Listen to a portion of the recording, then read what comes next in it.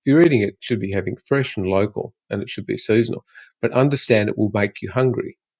So in season, I will have some berries, but I'll have them at night so that the hunger that it actually triggers for me, and when I'm saying some, I'll have 3 or 4.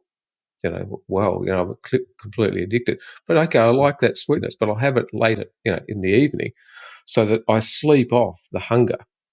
But if I have that for breakfast, then I'm going to be hungry through the course of the day. And you watch people with a bowl of grapes in front of them, or a bowl of cherries. They can't eat one.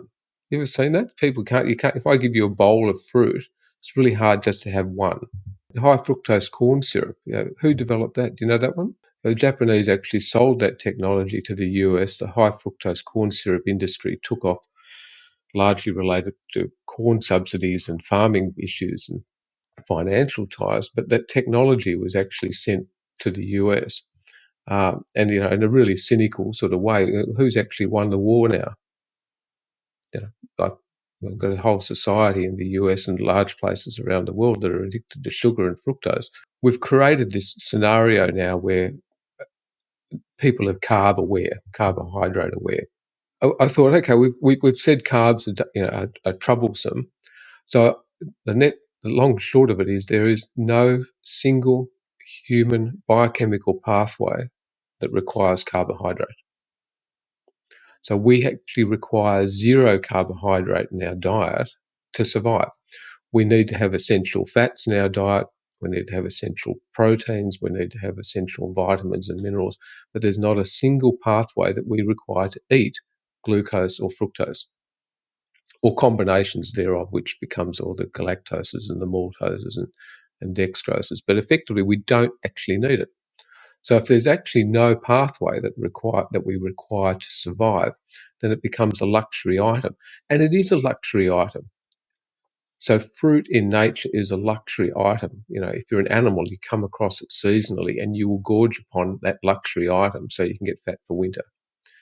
And in society, fruit is a luxury item. Coming back to Japan, I don't know if you've ever been there. They cherish fruit. So an apple, it will be served in an entire box and it will be extremely expensive. But it is seen as a precious special item. It's not a mass-produced, chemically managed, hybridized fruit that we have now. So the fruit of history was small, tiny, wasn't nearly as sweet as it is now. And one of the reasons is we've hybridized fruit. It's been genetically modified, whether or not it's just not maybe genetically modified in the laboratory, even though certain strains are, but it is in fact now lower in fiber and higher in sugar. And it is like that because it actually drives market share, and it improves shelf life, and it improves profitability. The more sugar you have in the food, the longer it will last. You take the extreme example, which is the wedding cake, which is the fruit mince wedding cake, which is very, very high in sugar. You can keep that piece of wedding cake and still eat it for your 10-year wedding anniversary.